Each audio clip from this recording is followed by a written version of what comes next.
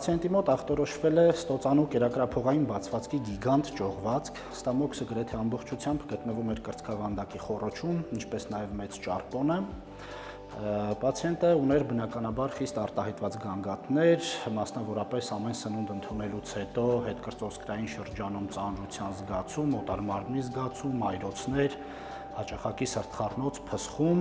և բավականին տուժած էր կյանքի որակը։ Կատարվել է վիրահատություն լապարոսկոպիկ ֆունդոպլիկացիա ստնիսենի, ճողվածքապարկ ամբողջությամբ, ստամոքսը, որովայնի խոռոչի օրգանները վերադարձվել են իրենց համար նախատեսված վայրը։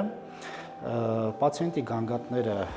գրեթե իսպառ վերացել են, հետվիրահատական երկրորդ օրը հիվանդը առողջացումով դուրս է գրվել կլինիկայից։